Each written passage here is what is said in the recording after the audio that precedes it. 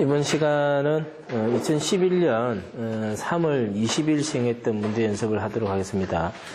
2011년 3월 20일에 시험이 시행이 되어졌지만 문제는 현행 법률에 다 맞게끔 수정이 다 되어져 있어요. 그래서 여러분들 기사시험 공부하는 데는 크게 문제는 없을 거예요. 그대로 이제 보면 될 것 같고, 자, 그래서 1번 문제부터 봅니다. 다음 중 소방용품 가운데 품질이 우수하다고 인정되는 소방용품에 대하여 우수 품질 인정을 할 수 있는 자는 이렇게 되어 있습니다. 그죠? 이제 소방은 여러 가지 특수성을 갖고 있어요. 그래서 물론, 다른 우리가 일반적인 공산품 같은 경우에도 품질이 우수합니다. 이런 걸 표시를 하고, 또 디자인이 뛰어납니다. 이런 걸 표시를 하기도 하는데, 특히 이제 소방용품 같은 경우에는 화재를 예방하고 또 화재가 발생했을 때 진압해야 되는 그런 특수성을 갖고 있기 때문에 소방용품의 품질에 대해서도 굉장히 이제 까다롭게 규정을 하고 있어요. 그래서 이제 그 중에 하나가 뭐냐면은 우수 품질 인정이라고 하는 겁니다. 우수 품질 인정. 그래서 특히 이제 품질이 우수한 경우에 대해서 방재청장이 인정을 하게 되죠. 인정을 하게 되면 그 방재청장의 인정이 있은 소방용품 같은 경우는 품질이 우수하니까 우리가 이제 그 화재 예방이라는 관점에서 별로 이제 문제없이 사용할 수 있겠다, 그죠? 그런 생각이 드는 거예요. 그래서 그 밑에 해설해 보면은, 소방시설법 40조 1항에 보면 이런 얘기 되어 있어요. 방재청장은 형식 승인의 대상이 되는 소방용품 중에서 품질이 우수하다고 인정되는 소방용품에 대하여 인정을 할 수 있다. 이렇게 되어 있거든요. 그래서 일단 소방용품은 형식 승인을 받아야 돼요. 형식 승인을 받아야 되고, 또 형식 승인을 받은 제품에 대해서는 제품 검사를 받아야 되고요. 그런데 이제 그 중에서 품질이 우수하다. 품질이 우수하다고 인정이 되는 경우에 대해서는 우수 품질 인정을 하는데, 그거 누가 하느냐? 방재청장이 합니다. 그래서 소방용품에 대한 인정이라든지 형식 승인이라든지 그다음에 제품 검사라든지 이런 업무들은 원칙적으로 어때요? 방재청장이 하는 걸로 되어져 있다. 그러니까 이제 방재청장이 한다는 이야기는 이런 소방용품의 우수 품질 인정에 대해서는 국가적 차원에서 어때요? 견제를 하겠다. 그죠? 그런 의미예요. 그래서 방재청장이 우수 품질 인정을 할 수 있습니다. 자, 그래서 1번은 정답을 답은 하면 되죠, 그죠? 그거는 크게 문제가 없을 것 같고, 방재청장 이렇게 하면 돼요. 자, 두 번째, 이제 소방용수시설에서 저수조의 설치 기준으로 적합하지 않는 것은 이렇게 했습니다. 소방용수시설이 나오는데, 소방용수시설은 이제 어떤 관점에서 봐야 되느냐면은, 제일 먼저 우리는 화재를 진압하기 위해서는 뭐가 필요해요? 소방력을 확보해야 돼요, 그죠? 소방력. 이 소방력은 세 가지가 있죠. 크게는 두 가지예요. 하나는 뭐냐면은 인적 요소와 물적 요소 이렇게 두 가지가 있고, 인적 요소는 대표적인 게 뭐예요? 소방대가 되겠고, 물적 요소에는 두 가지가 있죠, 그죠? 두 가지가 있는데 그 중에 하나가 뭐냐면은 소방용수가 있고요. 그 다음에 소방 장비가 있습니다. 장비. 그래서 이제 이 세 가지를 우리는 소방력의 3요소다. 이렇게 얘기해요. 소방력의 3요소다. 물론 이제 어느 하나라도 빠져서는 곤란해요. 빠져서는 곤란한데, 그 중에서 이제 실제 문제에서 제일 잘 거론되는 것들은 바로 소방용수입니다. 소방용수요. 그래서 소방용수가 잘 거론되는 거는 여기 아주 기본적인 사항으로서 소방기본법에 많이 규정이 되어져 있기 때문에 이게 문제로 잘 거론된다는 뜻이에요.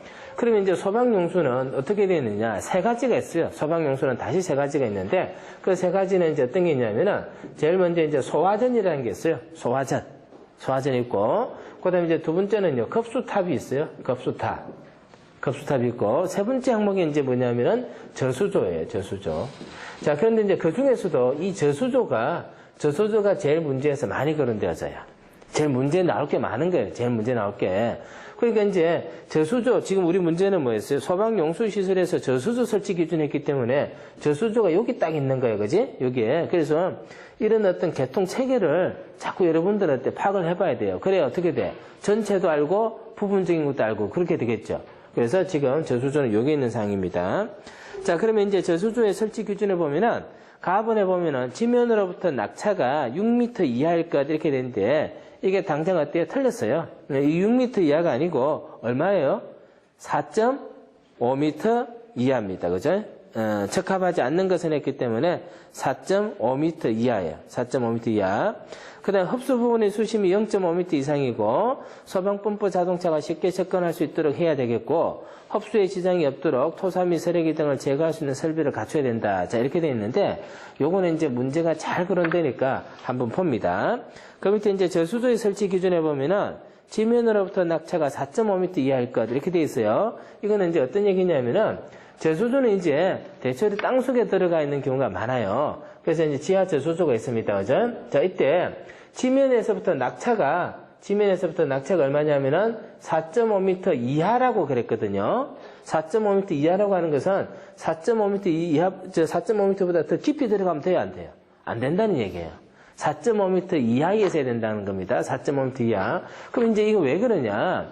땅속에 있는 물을 우리가 그냥 쓸 수는 없어요. 땅속에 있는 물을 끄집어내야 되는데 땅속에 있는 물을 끄집어낼 수 있는 게 뭐냐면은 펌프라고 하는 장치예요. 펌프라고 하는 장치예요. 이 펌프라고 하는 것은 여기에 있는 물을 이렇게 끄집어 올리는 과정이 있어요. 이런 과정을 뭐라고 하냐면은 흡상 과정 석션이라고 그래요. 석션을 하고 그 다음에 이렇게 빨려온 물을 다시 내뱉게 되는데 이걸 뭐라고 하냐면은 토출이라고 그래요. 토출. 근데 이제 펌프라고 하는 것은 이 협상작용, 석션이 어떻게 일어나냐가 굉장히 중요해요. 이게 이제 실제로 펌프가 펌핑하는 가장 기본적인 원리예요, 원리. 근데 이제 이 협상, 석션은 이론적으로 얼마만큼 협상을 할 수 있냐면은 10.33m만큼 석션을 할 수 있어요. 이 말은 여기서부터 10m 정도 밑에 있는 물까지는 무난히 벌릴 수 있다는 얘기예요. 이론적으로. 그 이론은 어떻게 나온 거냐면은 대기가 누르고 있는 힘과 이놈이 완전하게 진공 상태가 되어졌을 때 그놈의 압력차에 의해서 물이 끄집어 올릴 수 있는 높이가 10m 정도밖에 안 된다는 거예요. 이 진공 상태를 만들어서 물의 압력차를 이제 빨아들이는 것은 뭐하고 똑같으냐면은 여러분들 여름에 주스 마실 때 스트로우로 쭉 빨아 마시죠, 그죠? 그 원리와 똑같은 거예요. 그 원리가 어떻게 돼 있어? 그 원리가 자 스트로우가 이렇게 쓰면은 여러분들 이제 입으로 이렇게 이거 빨아들인단 말이야. 그럼 제일 먼저 어떤 상황이 되겠어? 여기 있는 공기가 다 빨려 들어가요. 공기가 빨려 들어가. 그리고 여기는 무슨 압이 작용하고 있어? 대기압이 작용하고 있어.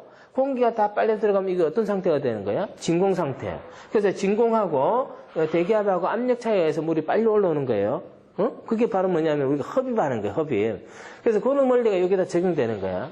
그럼 이론적으로 완벽하게 진공이 되고 대기압이 딱 맞게 떨어진다라면 얼마? 10.33m만큼 끄집어 올릴 수 있는 거야. 근데 실제로 완벽한 진공이 힘들고 또 물이 올라오다가 배관에 막 부딪혀서 마찰 손실이 일어나요. 그래서 실제로는 어느 정도냐면은 10m 정도까지 안 된다고 얘기하는 거야. 6 내지 7m 정도. 그래서 일상적으로 우리가 한 7m 정도를 기준해서 이게 펌프가 물을 빨아 올릴 수 있느냐 없느냐 하는 판단하는 기준으로 쓰는 거예요. 그러면 한 7m 정도까지밖에 안 되는 거야. 근데 이제 소방펌프 같은 경우는 어떨까? 소방펌프는 불이 났을 때 어떻게 해서 이게 뭐 물이 안 나온다든지 그렇게 하면 어때? 안 되잖아요. 그죠? 그래서 반드시 물이 나와야 되니까 좀 더 어때요? 안전하게 규정을 하고 있어요. 그래서 얼마가 되는 거야? 4.5m가 되는 거예요. 4.5m. 꼭 기억을 해야 되겠죠? 4.5m보다 깊은 데가 있으면은 물이 빨려 올 수는 있겠지만 안 올 수도 있어, 소방에서. 그지? 안 오면 큰일 난다는 거지. 자, 그게 이제 4.5m라고 하는 거고. 그 다음에 해설의 2번에 보면 이런 게 있어요. 흡수 부분의 수심이 0.5m 이상일 것 이렇게 돼 있는데 이제 물을 펌핑을 할 때 이 제일 아래쪽에는 어떤 장치가 있느냐면은 푸트밸브라는 게 있어요. 푸트밸브예요. 푸트밸브. 요거는 이제 제일 아래쪽에 붙어 있다 해서 푸트라고 하는 거예요. 푸트는 발이란 뜻이잖아요. 그지? 그래서 제일 아래쪽에 있는 밸브에서 푸트밸브라고 하는데 이 푸트밸브가 실제로 어떻게 생겼냐 하면요. 관이 이렇게 있으면은 물을 이제 빨아들일 수 있게끔 이렇게 돼 있어서 이렇게 이제 물이 들어가는 구멍이 이렇게 만들어져 있어요. 이렇게 만들어져 있는데 요놈이 실제로 어떤 역할을 하냐면은 체크밸브 역할도 하는 거야. 물을 이렇게 빨아들여 가는 것은 괜찮은데 들어갔던 물이 밑으로 빠지면 어때? 안 되도록 만들어져 있어. 그래서 물을 어떤 정해진 한쪽 방향으로만 흐르도록 하는 밸브가 체크밸브라고 하는 거야. 그래서 요놈은 체크밸브 기능도 갖고 있어요. 체크밸브 기능도. 그게 이제 푸트밸브라고 하는 건데 자, 만일에 물이요 요만큼 이렇게 있어. 그러면 이제 물이 빨려 가긴 가겠죠. 그죠? 빨려 가긴 가는데 물이 빨려 가면서 여기 모두 빨려 들어가겠어? 공기도 빨려 들어가는 거야. 근데 여기서 우리가 석션을 할 때는 공기가 들어가면 될까 안 될까? 안 돼. 공기가 들어가면 물을 못 빨아들여요. 압력차가 안 나기 때문에. 그래서 여기서 공기가 빨려 들어가면 펌핑이 안 된단 말이야. 그래서 어떻게 하느냐? 요게 물속에 충분히 담겨져서 공기가 들어가면 될까 안 될까? 안 되도록 만들어놔야 돼. 그러려면은 요 깊이가 얼마가 돼야 된다는 거야? 50cm. 0.5m. 50cm. 자, 그래서 이제 0.5m 이상. 요거는 물속에 충분히 깊이 담겨져야 되기 때문에 뭐라고 한 거야? 0.5m 이상이라고 한 거고, 이거는 땅속으로 깊이 들어가면 안 되잖아, 그지? 그래서 얼마? 4.5m 이하라고 한 거야. 4.5m 이하고 0.5m 이상이에요, 그지? 나중에 시험 칠 때 그런 거 다 아쿠스 문제 낼 거야. 그래서 찾아낼 수 있어야 돼요. 자, 그래서 2번은 정답은 가번 하면 되죠, 그죠? 나머지는 또 다음에 설명하도록 하고. 자, 3번 문제 갑니다. 소방안전관리자를 둬야 할 특정 소방대상물로서 1급 소방안전관리자의 안전관리 대상물의 기준으로 옳은 것을 했습니다. 이제 여러 번 이야기를 했지만은, 이제 예전에는, 소방의 개념이라는 게 크게 문제가 되지 않았어요. 왜 그러냐면, 불이 나도 그냥 그 집 하나만 타고 말았단 말이야. 근데 이제 이게 도시화가 되면서 건물이 밀집되다 보니까, 불이 나서 그걸로 끝나는 게 아니고, 옆집으로 불이 옮겨가는 거야. 그러니까 화재가 확산되다 보니까, 이게 뭔가 소방대의 역할이 필요한 거예요. 큰 불이 나니까. 근데 최근의 건물의 경향은 어떻다 그랬어요? 특정 소방대상물의 경향은 고층화되고요. 고층화돼. 우리나라에서 제일 높은 건물이 몇 층이에요? 63층. 에라이 촌놈이야. 100층? 무식한 놈이니. 우리나라에서 현재 사람이 살고 있는 건물 중에서 제일 높은 건물은 층수는 80층이에요. 80층이고 층수는 80층은 안 되지만 실제 높이가 제일 높은 건물은 253m 가는 건물이 있어요. 인천 송도에 가면은 동부가 무역센터라는 건물이 건물 높이로서는 그게 제일 높고요. 층수로서 제일 높은 거는 부산 해운대에 있는 아파트 건물이 80층짜리가 있어요. 80층짜리. 근데 보통 소방서에 있는 사다리차가 몇 층까지 올라가? 16층까지밖에 못 올라가. 그럼 그 사이 어떻게 해요, 여기서? 고난이지지. 그래서 지금은 이제 건물이 고층화되고 또 대형화돼요. 대형화되고 또 땅속으로 깊이 들어가요. 땅속으로 깊이 들어가면서 보통 뭐라고 표현하냐면은 심층화 또는 지중화 이런 표현을 써요. 그래서 어쨌든 간에 건물이 어때요? 굉장히 커진다는 거예요. 예전에 비해서 건물이 굉장히 크죠. 그러면 그렇게 됐을 때는 예를 들어서 이제 고층 건물에서 소방서에 있는 사다리차가 16층까지밖에 안 걸리는데 한 50층에 불났다. 이 상당히 애매하단 말이에요, 그지? 그래서 최근에는 어떤 움직임들이 있느냐? 최근에는 실제로 소방대가 불을 끌 수 있는 한계가 드러나니까 이제 평소에 소방시설을 잘 유지하고 관리를 하자. 그래서 안전관리자 제도에 대해서 더 많은 어떤 강한 규제들이 나타나고 있어요. 그래서 지금 특급, 1급, 2급 이렇게 나뉘어져 있는데 이게요, 예전에는 뭐라고 되어 있냐면은 1급, 2급 방화관리자, 1급, 2급밖에 없었어요. 근데 지금은 1급, 2급 특급 소방안전관리자에서 3가지 종류가 있어요. 그리고 내년 1월 1일부터는 소방안전관리 보조자도 두도록 되어 있어가지고 의무적으로 어때요? 안전관리 보조자를 두도록 하고 있어요. 이런 것들이 뭐냐면은 계속 강화되고 있다는 뜻이에요. 그래서 평소에 이런 소방시설을 잘 유지 관리를 해야 된다. 그런 의미거든요. 그러면 이제 지금 문제는 뭐예요? 소방안전관리 대상물이 특급, 1급, 2급 이렇게 나누는데 1급 소방안전관리 대상물에 해당하느냐 안 하느냐 이거 물어본 거거든. 이것도 시험 문제 잘 나와요. 시험 문제 굉장히 잘 나오는 거고 당연히 특급, 1급, 2급 이렇게 나오니까 2급에서 특급으로 갈수록 규모가 어때요? 커져요. 2급에서 특급으로 갈수록 규모가 커져요. 그 1급은요, 그 중간에 있는 거예요, 중간에. 자, 그러면 이제 그거는 해설을 먼저 바로 보세요. 1급 하고, 다음에 특급 나오면 또 특급 합니다. 1번에 보시면은 뭐라고 되어 있어요? 연면적이 15,000제곱미터 이상인 거. 연면적이 15,000제곱미터 이상인 건물은 1급 소방안전관리 대상물이라 그래요. 자, 그 다음에 두 번째.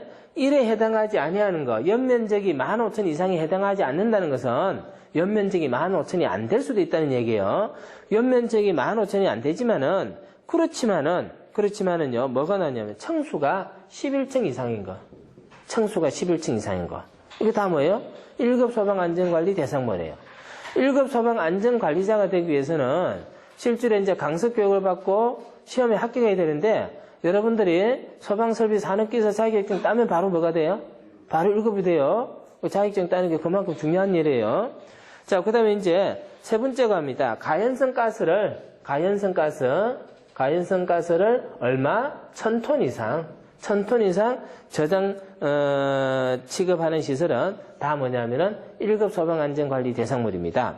자, 그러면 이제 거기 보면 옳은 것을 했기 때문에 답은 금방 어때? 찾을 수 있지.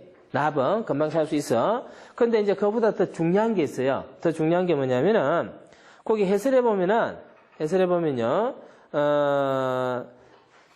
그 보면은 별표 이하의 특정 소방 대상물 중 1호에 따른 특정 소방 대상물을 제외한 다음 항목의 어느 하나에 해당하는 것으로서 이렇게 되어 있고, 그 다음에 봅니다.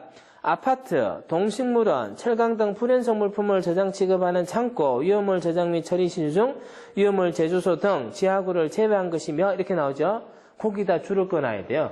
거기다 줄을 꺼놓는데, 자, 1급은 연면적 15,000 이상이거나 11층 이상이거나 가연성 가스가 1000톤 이상이다 1급이라 했잖아요. 근데 요 규모가 여기에 해당한다 하더라도 아닌 게 있어. 아닌 게. 그게 뭐냐면은, 자, 제일 먼저 뭐가 나왔어요? 아파트.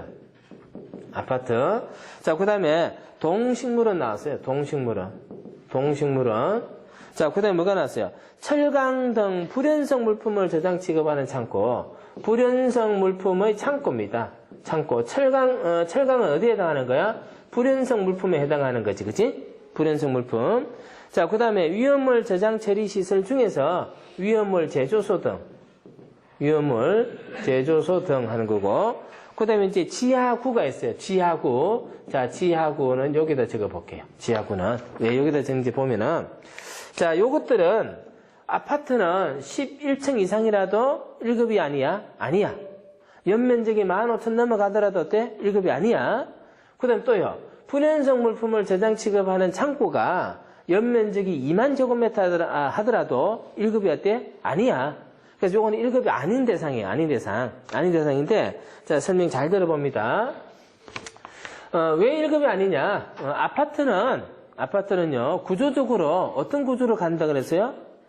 철근 콘크리트, 내화 구조로 되어진 벽식 구조라 그랬지, 벽식 구조. 철근 콘크리트 벽으로 구성되어진 구조 방식이기 때문에, 아파트의 어떤 세대에서 화재가 발생하더라도 옆 세대는 불이 옮겨가 안 가? 안 가는 거야, 그지? 자, 그래서 벽식 구조라 그랬어요. 그래서 아파트는 완화되는 규정들이 굉장히 많이 나온다 그랬어요. 아파트는 몇 급일까? 2급이에요, 2급. 자, 그 다음에 이제 동식물원하고 지하구인데, 동식물원은 주로 어떤 거예요? 동물과 식물이 거주하고 있는 거지. 거기 사람이 살아, 안 살아? 안 살아. 사람은 그냥 구경하러 잠깐 갔다 오는 거야. 그리고 동식물원은 건물의 용도적으로 봤을 때 건물 안에서 하는 거야? 건물 바깥이 많아? 바깥이 많지. 그래서 이거는 실제로 사람이 거주를 안 해요. 안 하기 때문에 뭐 안전관리라든지 이런 게 크게 문제가 안 되는 거야. 그 다음에 지하구 나오는데, 지하구는 뭐야? 지하구는 말 그대로 이런 뜻이에요. 지하, 땅속에 있는 구조물이에요. 땅속에 있는 구조물이야. 이거 가지고 뭐 하느냐? 땅속에 구조물을 만들어 놓고 거기에다가 어때? 전선 케이블도 놓고요, 가스 배관도 놓고 해서 그런 것들을 잘 해서 보기 좋게 어때? 땅속에다 만들어 놓는 거지. 여기 사람 들어가 살아, 안 살아? 안 사는 거야. 여기 사람이 들어가 사는 거는 무슨 영화에서나 나오는 거잖아, 그치? 이거 아니야. 그래서 이거는 사람이 거주하지 않는 거예요, 그죠? 그러니까 이거는 굳이 1급 할 이유가 없는 거야. 그 다음에 이제 불연성 물품을 저장 취급하는 창고라는데 불에 타는 게 없잖아, 그지? 문제가 안 되지. 그 다음에 위험물 제조소 등 하고 나오는데, 이 위험물 제조소에 대한 안전관리를 어떻게 할 것이냐 하는 것은 위험물 안전관리법에서 정하고 있어요. 위험물 안전관리법. 자, 그러다 보니까 이것도 어때? 대상이 되지 않는 거야. 그래서 지금 우리 문제는 1급 소방안전관리 대상물은 이렇게 했단 말이야. 근데 이제 1급 소방안전관리 대상물이 아닌 거 돼가지고 뭐 아파트, 가령 15층짜리 아파트 이렇게 나와. 그럼 문제 어려워지지? 15층 아파트는 1급이 아니야? 아니죠. 그래. 1급 아니잖아. 11층을 넘어갔지만 용도가 뭐니까? 아파트니까 아니단 말이야. 그지? 그래서 이거 잘 정리해야 돼요. 자, 그래서 이제 3번은 그렇게 정리를 하면 될 것 같고, 이제 4번 문제 갑니다. 다음 중 소방본부장 또는 소방서장의 임무가 아닌 것은 했습니다. 그죠? 자, 이런 문제도 시험 문제에서는 잘 나와요. 시험 문제는 잘 나오는데, 제일 먼저 이제 뭐를 봐야 되느냐면은, 우리나라 국가소방조직이 어떻게 구성되는가를 봐야 돼요. 우리나라 소방조직이. 우리나라 소방조직은 국가조직과 지방소방조직을 구분하고 있어요. 그죠? 국가소방은 소방방재청에서 담당을 하고 있죠. 방재청에서. 그 다음에 지방소방은 어디에서요? 시도에서 합니다. 시도에서. 왜 본부장인데 시도가 하느냐? 소방이라고 하는 거는 불이 나지 않도록 규제를 해야 돼. 그치? 예방을 해야 되고, 또 예방 활동을 제대로 하지 않으면은 혼을 내줘야 되고, 그래서 여러 가지 규제가 나오다 보니까 뭔가 이제 국민을 상대로 강제적으로 규제하는 행정작용이 일어나야 돼요. 그럼 그걸 누가 하느냐? 시도의사가 할 수밖에 없다는 거예요. 그럼 이제 시도의사가 행정을 담당하는, 소방 행정을 담당하는 행정기관이 되는 거고, 실제로 그 중에서 소방 업무는 누가 하느냐? 소방본부장이 한다는 거예요. 소방본부장이. 그래서 소방의 체계는 방재청장, 본부장, 소방서장, 자, 이런 식으로 내려오지만은, 실제로 이제 소방 행정에 관련한 기관은 방재청하고요, 시도지사다라는 겁니다. 그래서 문제가 어떤 게 많이 나오냐면은, 시도지사하고 소방본부장하고 역할이 어떻게 다르냐. 이게 시험 문제가 많이 나와요. 시도지사하고 소방본부장하고 역할이 어떻게 다르냐. 자, 그랬을 때, 시도지사는 지방소방조직에 있어서 우리가 광역체제니까 특별시장, 광역시장, 특별자치도지사, 그 다음에 이제 도지사 이렇게 나오는 거야. 그래서 광역체제니까 시도지사는 소방에 있어서 소방행정기관이 되는 거예요. 소방행정기관. 반면에 본부장이나 소방서장이라고 하는 사람은 행정기관이 아니에요. 행정기관이라고 하는 것은 국민에게 구체적으로 뭔가 행정적 제재를 가할 수 있는 권한을 갖고 있는 사람이에요. 가령 이제 과태료도 받을 수 있고 세금도 받을 수 있고 그죠? 그다음 벌금도 내게 할 수 있고 이런 역할을 할 수 있는 사람은 누구예요? 그거는 시도의사고 단순하게 소방과 관련된 소방 활동과 관련된 소방 업무만 볼 수 있는 사람이 누구야? 그게 본부장하고 서장이라고 그러지. 소방 업무를 담당하는 부서장인 거예요. 부서장. 그래서 이게 이제 두 개 틀려요. 그러면은 시도지사는 주로 어떨 때 나오느냐 하면은 어떤 작용의 결과가 우리 국민에게 직접적인 문제가 될 수 있는 것에 대해서는 항상 시도의사가 책임을 지고 나와요. 시도의사가 책임을 지고 나오고 그 다음에 이제 그 시도의사의 책임 하에 실질적인 소방 활동은 누가 하는 거야? 소방 활동은 본부장이나 서장이 하는 거야. 그럼 화재 현장에서 불 끄는 책임자는 누가 될까? 본부장이 되는 거야. 근데 화재 현장에서 불을 끄다 보면은 개인의 재산을 파손할 수도 있고 그런데 그에 대한 손실보상은 누가 해주는 거야? 그건 시도의사가 해주는 거지.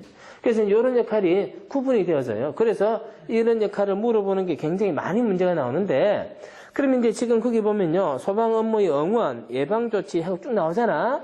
쭉 나오는데 그게 이제 어느 게 본부장이냐? 요거를 이제 찾아보면 돼요.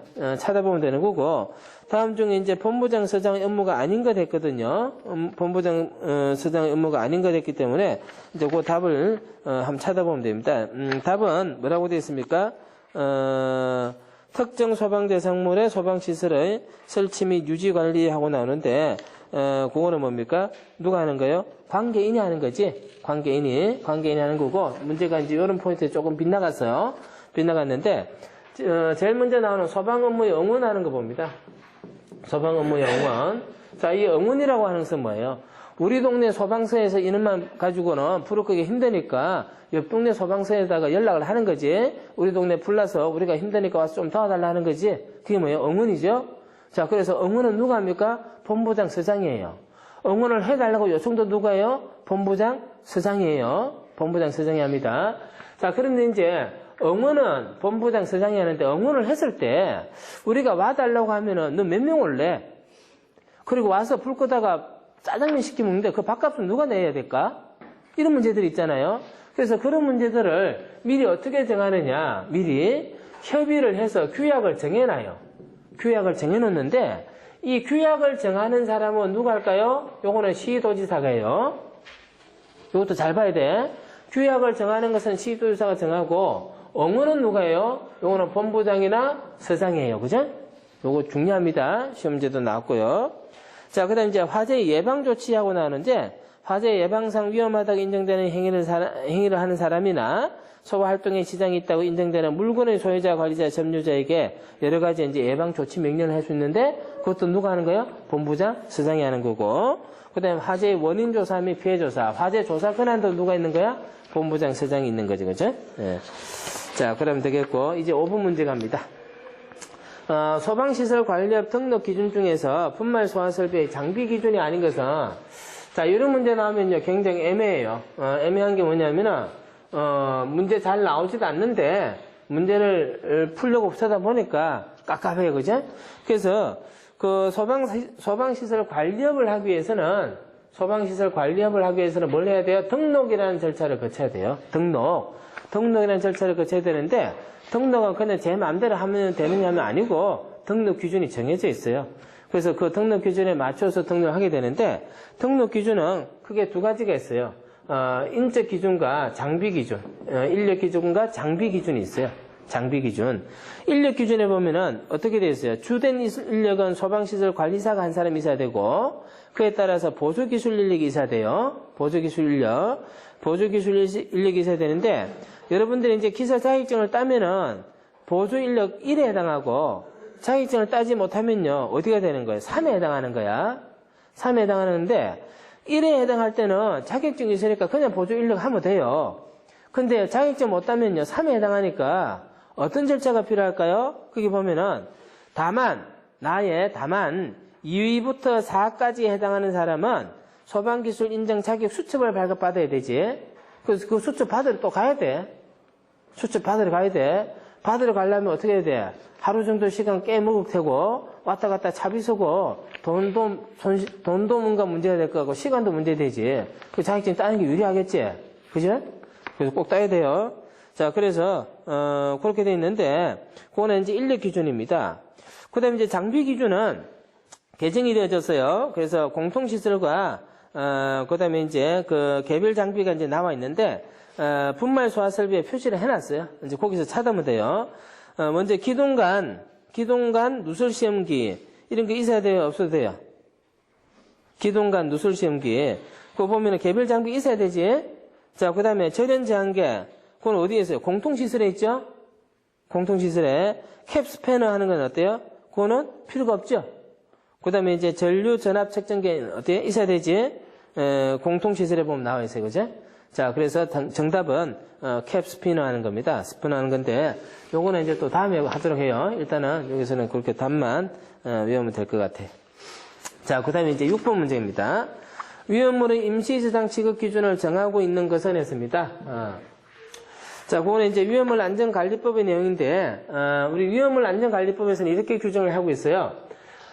위험물에 해당하는 것들을 함부로 저장하거나 취급하는 것은 곤란해요. 근데 이제 그게 언제부터 그게 곤란하냐? 지정수량 이상이에요. 지정수량 이상. 그래서 뭐가 위험물이다라고 하는 것은 법률에서 정해놓고 있고, 그게 얼마나 가지고 있을 때 문제가 될까요? 하는 것도 어때요? 지정수량 이상 정해놓고 있어요. 그래서 위험물 안전관리법에서는 지정수량 이상의 위험물을 저장하거나 취급할 때는 이렇게 하고 있어요. 제조소 등이 아닌 장소에서 저장하거나 취급하여서는 아니 된다라고 하고 있어요. 그냥 아주 쉽게 지정수량 이상의 위험물은 제조소 등에서 반드시 저장하고 취급하라 이러면 될 텐데, 법률에서는 뭐라고 하냐? 지정수량 이상의 위험물은 제조소 등이 아닌 장소에서 저장하거나 취급하여서는 아니 된다 이렇게 하고 있어요. 아닌 장소에서 하여서는 아니 된다. 이게 뭐야? 부정 플러스 부정은 강한 긍정이야.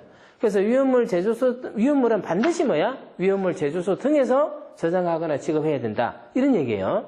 근데 이제 문제는 여기에서 벗어나는 게 있어. 지정수량 이상이 아니고 지정수량 미만인데 그럼 어떡할래? 그죠?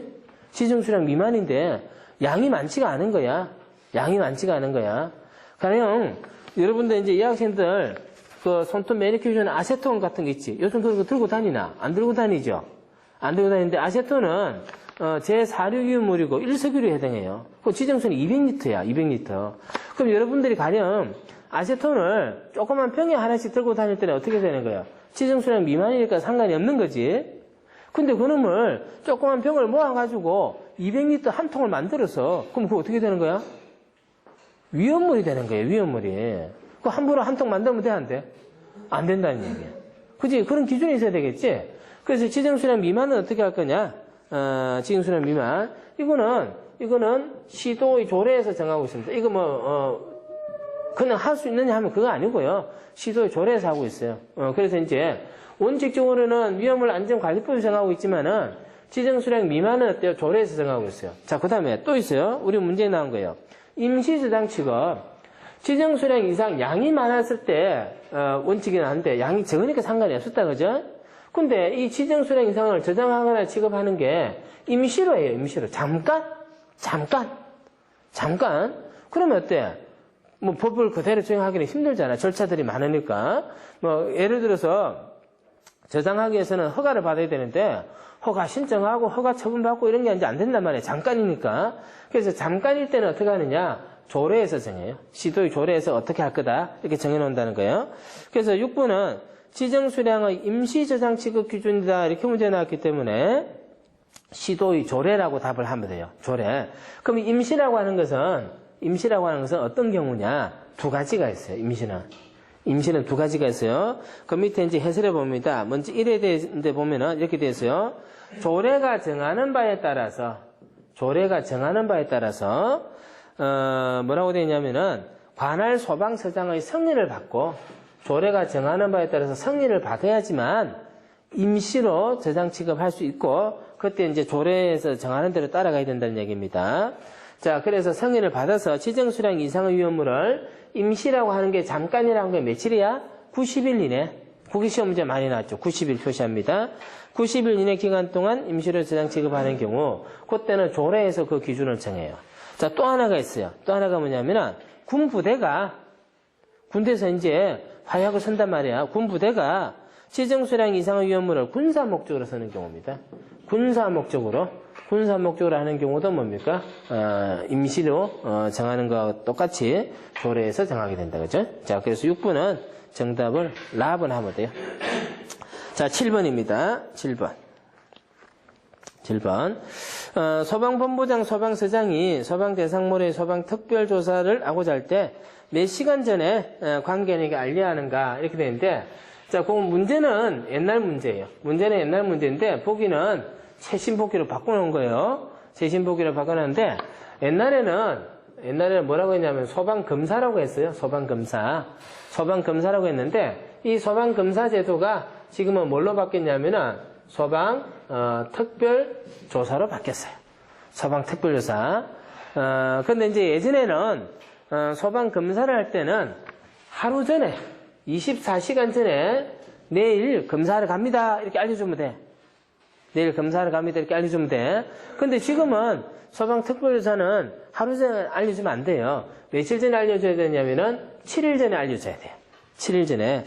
그래서 옛날에 시험 칠 때는 가분이 정답이었는데 지금은 이 규정 자체가 어때? 없어졌거든? 이렇게 개정이 됐단 말이에요. 그래서 답은 뭐라고 해야 돼요? 7일 전. 소방특별조사를 할 때는 7일 전 그렇게 합니다. 그래서 문제가 엉터리예요. 문제가 엉터리인데 지금 뭐만 고쳐놨냐면은 예전에 소방검사를 지금은 뭘로 한다? 소방특별조사를 한다 이렇게 한 거야. 그러면은 미리 알려줘야 된다 그랬는데 미리 알려줘야 되는 이유가 뭘까? 그지? 미리 알려줘야 되는 이유가 뭘까? 검사를 하거나 여기서 조사를 하거나 할 때는 그 현장에 출입을 해야 돼요. 가야지만 검사도 하고 조사를 할 거 아니야, 그지?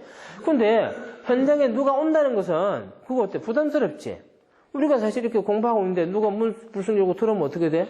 그거 잘못된 거예요, 그지? 굉장히 부담스러운 거. 그래서 그렇게 하면 안 되는 거예요. 그래서 이게 아무리 화재를 예방한다고 하는 공익적 차원이 있다 하더라도 이걸 어떻게 하냐면은 사전에 미리 알려줘야지만 그게 이제 지나친 규제가 안 된다는 뜻이에요. 근데 요거는 하루 전에 알려주고 요거는 7일 전에 알려줘. 어느 게 더 미리 알려주는 겁니까? 7일 전이지. 이 말은 무슨 뜻일까? 기간이 길어졌다는 얘기는 출입해서 예전보다는 더 피곤하게 할 거다 이런 뜻이 담겨있겠지. 그지? 그래서 이 검사라고 하는 것은 예전에는 아주 간단하게 했어요. 아주 간단하게 형식적인 게 많았다는 얘기지. 그래서 전체적으로 아주 일괄적으로 해서 했는데 지금은 그러지 않고 이 특별조사라고 하는 것은 아주 선택적으로 집중적으로 합니다. 그래서 뭐 아무 건물에 다 하는 게 아니고 불이 정말 날 것 같은 건물을 딱 정해가지고요. 가서 제대로 하는 거야. 그러니까 이게 특별조사를 한다는 거 하면은 벌써 이제 뭔가 며칠 동안 골치가 아프거든. 그러니까 어떻게 하는 거예요? 7일 전에 알려주는 거예요. 그래서 7일 전에 알려줍니다. 됐죠? 할 수 있겠죠, 그죠? 자, 그 다음 이제 8번 문제입니다. 소방 신호의 종류별 신호의 방법으로 5초 간격을 두고 5초씩 3회 4일에는 울리는 신호를 했습니다. 소방 신호에 관한 문제예요. 소방 신호. 소방 신호는 화재를 예방하거나, 그다음 화재를 진압하거나 이럴 때 다 필요한 거예요. 그게 이제 소방 신호입니다. 근데 이제 이 소방 신호는 뭐 예전에는 굉장히 중요했던 그런 내용인데 지금은 어때요? 전화기가 좋으니까 무전기 이런 것도 사실은 어때 필요 없잖아, 그죠? 워낙 이제 통신이 발달하다 보니까 이제 뭐 이런 게 큰 의미가 없을 수도 있겠으나 그러나 이제 기본적으로 우리가 전화기를 사용한다는 것은 무슨 뜻이에요? 이미 전화기에 배터리가 다 되어 있어야 되고 건물 안에 이 전화기에서 나오는 신호를 이렇게 중계할 수 있는 그런 장치들이 있어야 된다는 얘기예요. 근데 이제 불이 나서 이제 그런 게 안 돼. 그럼 어떻게 해야 돼? 아주 원시적인 신호 방법을 해야 되겠죠, 그죠? 그래서 이제 아직까지 이게 규정이 되어져 있는 거고, 소방 신호는 4가지 종류가 있습니다. 4가지 종류가. 그게 뭐예요? 경계신호. 경계신호 뭐예요? 불이 날 것 같다. 그죠? 그 다음에 발화신호. 불이 났다. 발화신호. 그 다음에 이제 불을 다 껐다. 이게 뭐예요? 해제신호. 그 다음 훈련합니다. 훈련신호예요. 훈련신호. 그래서 소방신호의 종류는 4가지가 있어요. 4가지가 있는데, 그럼 신호를 어떻게 하는데요? 신호의 방법은 5가지가 있어요. 신호 방법은. 제일 먼저 뭐가 있어요? 타종. 종을 치는 거예요. 종을 치는 거. 그 다음에 종을 치는 대신에 뭡니까? 사이렌을 울리는 방법이 있어요. 사이렌. 그 다음에 이제 사이렌 말고도 또 뭐가 있냐? 그 옆에 보면은 통풍대. 그 다음에 게시판. 그 다음에 기. 이렇게 이제 다시 3가지가 있어요. 그래서 요렇게 해서 요 5가지는 뭐가 되는 거예요? 소방신호의 방법이 되는 거고, 요렇게 4가지는 뭐예요? 소방신호의 종류가 되는 거야. 소방신호의 종류. 소방신호 종류는 4가지고, 소방신호 방법은 5가지. 소방신호 방법은 5가지. 자, 그래서 이제 이렇게 나와 있는데, 이제 어떻게 하느냐면은, 타종신호에서 경계신호는 1타와 연 3타 그랬어요. 1타와 연 3타. 총을 치는데, 한 번 땡 치고요. 연에서 달아서 3번 땡땡땡 이렇게 치는 거야. 이제 그런 방법이고. 그 다음에 발화신호는 뭐라고 돼 있어요? 난타. 정신없지, 그지? 불났으니까, 난타를 하는 거고. 그 다음에 해제신호는 상당한 간격을 두고 1타씩 반복합니다. 1타씩 반복합니다. 반복하는데, 이거는 상당한 간격을 두고 하는 거예요. 상당한 간격을 두고. 그 다음에 훈련신호는 연 3타입니다. 연 3타. 그러니까 종을 이렇게 쳐요. 그래서 이제 종 치는 거에 따라서 이게 어떤 상황이다 판단할 수 있잖아요, 그치? 자, 그다음 이제 사이렌 신호 한번 봅니다. 사이렌 신호는 경계 신호는 5초 간격을 두고 30초씩 3회라 그랬어요. 자, 30초 사이렌 울리고 5초 간격을 두는데 요거 3번 해요. 35입니다, 그죠? 30초씩 5초 간격을 두고 30초씩 3번 합니다. 자, 그 다음에 발화신호는 어때요? 5초 간격을 두고요. 5초 간격을 두고 5초씩요. 5초씩. 이제 사이렌 소리가 더 긴박해지는 거야. 그 다음에 이제 화재 신호는요. 해제 신호는 어떻게 하느냐. 1분간 한 번만 울리고 말입니다. 1분 울립니다. 1분. 그 다음에 이제 훈련 신호는요. 어떻게 하느냐면은 10초 간격을 두고 1분씩 3회입니다. 1분씩 10초 간격을 두고 3회입니다. 자, 그래서 이제 사이렌 신호, 요거 이제 구분하는 문제입니다. 그죠? 자, 그럼 이제 우리 문제는요, 뭐가 나온 거예요? 5초 간격을 두고 5초씩 3회. 5초 간격을 두고 5초씩 3회. 무슨 신호야? 발화신호. 그렇게 찾아가면 되죠. 그죠? 자, 그럼 됐고요. 자, 이제 구분 문제.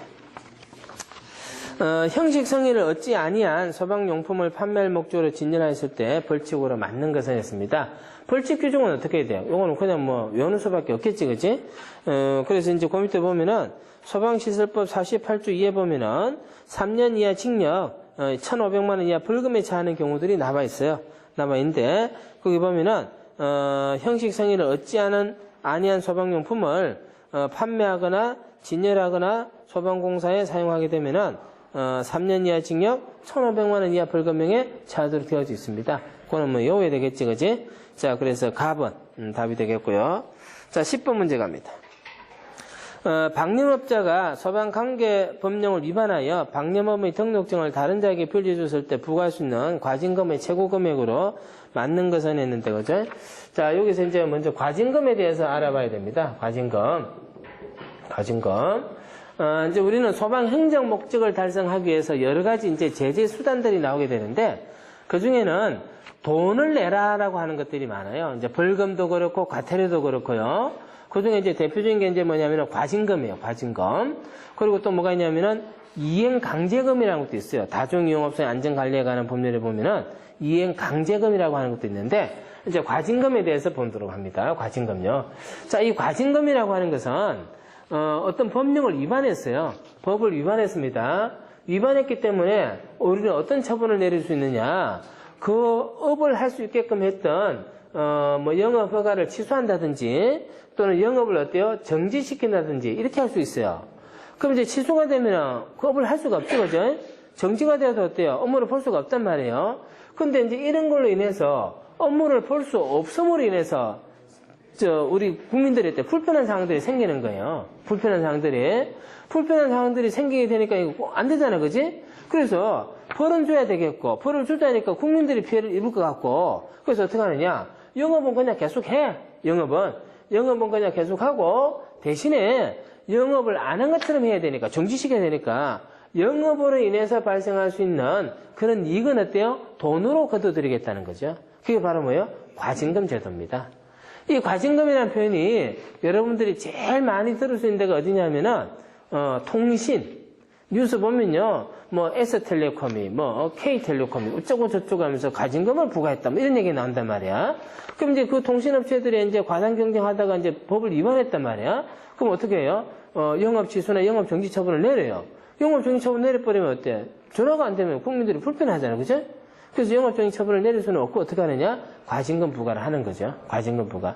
그럼 이제 소방도 역시 마찬가지야. 소방을 제대로 관리를 안 해서 불이 나면 어떻게 돼? 온 동네가 다 타버리잖아. 그래서 이제 소방 업무는 그냥 계속 포기하되 위부하게 되면 어떻게 돼요? 그에 해당하는 돈을 받게 되는 거죠. 그게 이제 과징금인데 이 과징금이 소방기본법에는 나오지 않고요. 소방시설법, 공사법, 위험물 안전관리법에는요, 과징금 제도가 규정이 되어져 있습니다. 되어져 있는데, 우리 소방시설법에서는 과징금의 부과 금액이 최고 한도가요, 3천만 원입니다. 3천만 원. 그래서 이제 거기 보면은 뭐라고 되어 있어요? 과징금의 최고 금액으로 맞는 것은 있는데, 정답은 3천만 원 하면 되겠죠, 그죠? 자, 그렇게 해서 이제 10분 했고, 11번부터는요, 다음 시간에 하도록 할게요.